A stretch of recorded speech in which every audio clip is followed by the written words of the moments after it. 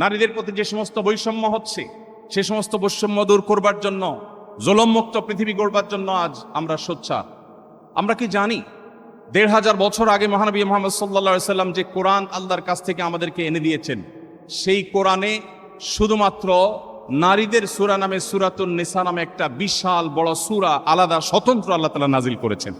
একজন মানুষের জীবনের লক্ষ্য বা উদ্দেশ্য যদি তিনি জানতে চান, তিনি যদি তার চূড়ান্ত লক্ষ্য স্থির করতে চান, আবিষ্কার করতে চান, তাহলে তাকে অবশ্যই কোরআনের ছায়াতলে আসতে হবে।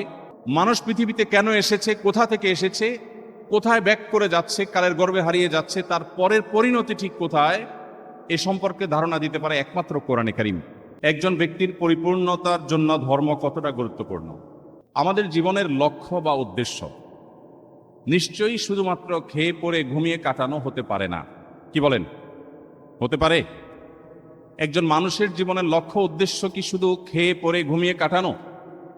তাহলে অন্য যে কোনো প্রাণীর সাথে মানুষের জীবনের পার্থক্যের জায়গাটা ঠিক কোথায়? আপনার আমার জীবনের লক্ষ্য বা উদ্দেশ্য একমাত্র আপনাকে বাতলে দিতে পারে আল্লাহর কালাম কোরআনে কারীম। এজন্য একজন মানুষের জীবনের লক্ষ্য বা উদ্দেশ্য যদি তিনি জানতে চান, তিনি যদি তার চূড়ান্ত লক্ষ্য স্থির করতে চান, আবিষ্কার করতে চান, তাহলে তাকে অবশ্যই কোরআনের ছায়াতলে আসতে হবে, দ্বীনের ছায়াতলে আসতে হবে।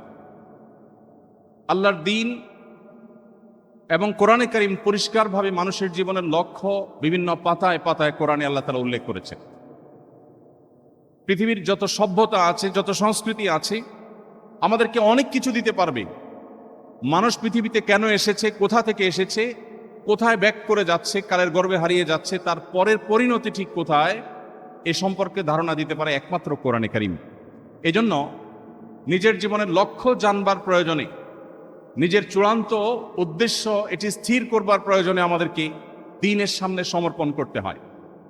এছাড়া প্রকৃতিগতভাবে আল্লাহ রাব্বুল আলামিন মানুষকে সৃষ্টি করেছেন এমনভাবে, প্রত্যেকটা মানুষ জন্মগতভাবে, প্রকৃতিগতভাবে মহান রব্বুল আলামিনের কাছে নিজেকে সমর্পণ করবার চেষ্টা করে। এক মহান সত্তার কাছে নিজেকে সমর্পণ করা ছাড়া মানুষের আত্মা কখনো পরিপূর্ণ প্রশান্তি পায় না। মানুষের সুখে দুঃখে রব্বুল আলামিনের সঙ্গে সম্পৃক্ত হওয়ার প্রয়োজন প্রত্যেকটা মানুষ বাই নেচার অনুভব করে, প্রকৃতিগতভাবে মানুষ ফিল করে। অতএব এই অনুভবটা মানুষকে একমাত্র জাগাতে পারে এবং এই চাহিদা পূরণ করতে পারে আল্লাহর কালাম কোরআনে কারীম তথা দ্বীন। সম্মানিত উপস্থিতি, মানুষের নৈতিকতার চূড়ান্ত মানদণ্ড ঠিক করে দিতে পারে আল্লাহর দ্বীন কোরআনে কারীম। মানুষ যখন নিজে থেকে নিজের ভালো মন্দের মানদণ্ড ঠিক করে, তখন মানুষ তার প্রয়োজন অনুযায়ী মানদণ্ড ঠিক করে। রব্বুল আলামিন যখন মানুষের নৈতিকতার চূড়ান্ত মানদণ্ড ঠিক করে দেন, তখন সেটা কিয়ামত পর্যন্ত মানুষের জন্য অপরিবর্তিত থাকে, সেটা মানুষকে সঠিক পথে পরিচালিত করে এবং সর্বকালে সকল সমাজে, সকল সভ্যতায় সেটা রিলেভেন্ট থাকে এবং সেটার প্রয়োগ থাকে বাস্তবিক।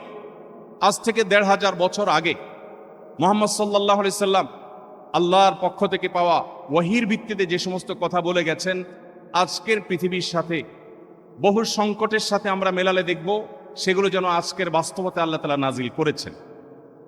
আজকের পৃথিবী পরিবেশ বিপর্যয়ের শিকার। পরিবেশ বিপর্যয়ের শিকার হয়ে আমরা বৃক্ষরোপণের গুরুত্ব আরোপ করছি। আমরা পরিবেশ বিপর্যয়ের শিকার হয়ে পরিবেশ রক্ষা করবার গুরুত্ব আমরা বিভিন্নভাবে মানুষকে ব্যাখ্যা করছি। কিন্তু আজ থেকে প্রায় ১৫০০ বছর আগে, যখন পৃথিবীর পরিবেশ বিপর্যস্ত ছিল না, যখন ফ্যাক্টরি রেভলিউশন হয়নি, যখন কালো ধোঁয়ার কারণে মানুষের জীবনযাত্রা ব্যাহত হয়নি, ঠিক সেই সময়ের পৃথিবীতে মহানবী হযরত মুহাম্মদ সাল্লাল্লাহু আলাইহি সাল্লাম এমন কিছু দিক নির্দেশনা দিয়ে গেছেন যেগুলো আজকে প্রায় ১৫০০ বছর পরেও মনে হচ্ছে আজকের প্রেক্ষিতে তিনি দিয়ে গেছেন। তিনি একদিকে বৃক্ষরোপণের গুরুত্ব আরোপ করেছেন। তিনি বলেছেন, তোমাদের কারোর হাতে যদি গাছের কোনো চারা থাকে, অপরদিকে সে দেখতে পাই ইসরাফিল সিংহে ফুৎকার দিতে যাচ্ছেন, সৃষ্টি জগতের সব ধ্বংস হয়ে যাবে, মহাপ্রলয়ের আয়োজন চলছে, এমতো পরিস্থিতিতেও যেন সে তার হাতে থাকা গাছের চারাটি রোপণ করে দেয়।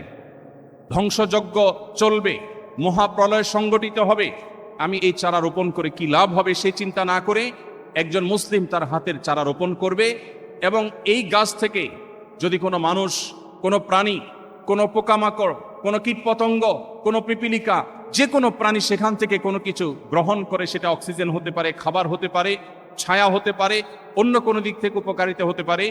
আল্লাহ রাব্বুল আলামিন পরিষ্কারভাবে নবী সাল্লাল্লাহু আলাইহি ওয়াসাল্লামের হাদিস বলছে, ওই ব্যক্তি যিনি গাছ রোপণ করেছেন তাকে মানুষ, অন্যান্য প্রাণীদের যত উপকার হবে এই বৃক্ষরোপণের ফলে তার সবগুলোর সওয়াব আল্লাহ তাআলা তাকে দান করবেন। সম্মানিত উপস্থিতি, আজকের পৃথিবী নানা কারণে নারীদের অধিকার নিয়ে সোচ্চার, নারীদের প্রতি যে সমস্ত বৈষম্য হচ্ছে সে সমস্ত বৈষম্য দূর করবার জন্য, জুলুমমুক্ত পৃথিবী গড়বার জন্য আজ আমরা সোচ্চার। আমরা কি জানি ১৫০০ বছর আগে মহানবী মুহাম্মদ সাল্লাল্লাহু আলাইহি সাল্লাম যে কোরআন আল্লাহর কাছ থেকে আমাদেরকে এনে দিয়েছেন, সেই কোরআনে শুধুমাত্র নারীদের সূরা নামে সূরাতুন নিসা নামে একটা বিশাল বড় সূরা আলাদা স্বতন্ত্র আল্লাহ তাআলা নাজিল করেছেন। আমরা কি জানি মুহাম্মদ সাল্লাল্লাহু আলাইহি সাল্লাম সহ বেশিরভাগ নবী রাসূলকে আল্লাহ তাআলা কোনো পুত্র সন্তানের বাবা করেন নাই, কন্যা সন্তানের বাবা করেছেন। ইমাম মালিক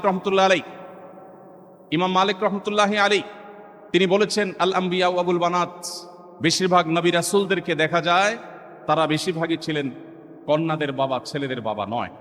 নবীজি সাল্লাল্লাহু আলাইহি সাল্লাম বলেছেন, কোনো বাবা মা যদি কোনো কন্যা সন্তানকে, দুটি কন্যা সন্তানকে সঠিকভাবে লালন পালন করে, কোনো বৈষম্য না করে, অবিচার না করে, জুলুম না করে, তাদেরকে সঠিক দিশা দেয়, আল্লাহ রাব্বুল আলামিন ওই বাবা মাকে জান্নাতে নিবেন, তার গ্যারান্টি এবং দায়িত্ব নবী সাল্লাল্লাহু আলাইহি সাল্লাম নিয়েছেন।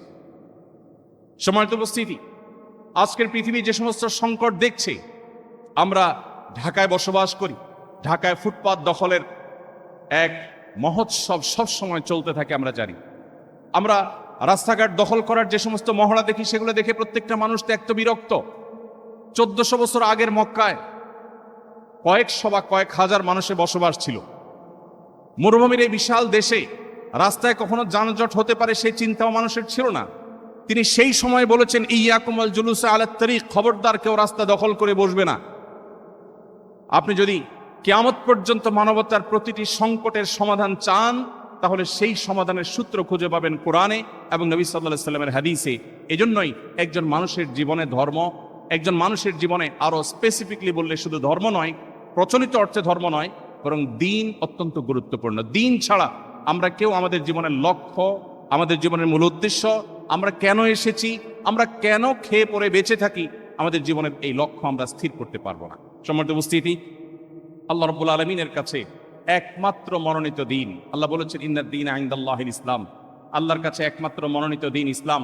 এটি কোনো মানুষের বানানো নয়, এটি আল্লাহর পক্ষ থেকে তার রাসূলের মাধ্যমে এসেছে আমাদের কাছে। অন্যান্য মানব রচিত ধর্মের মতো এটাকে কোনো প্রচলিত ধর্ম মনে করলে এটি হবে আমাদের সবচেয়ে বড় ভুলের জায়গা। রব্বে কারীম আমাদের সবাইকে পরিপূর্ণ দ্বীনের অনুসরণ করবার তৌফিক দান করুন।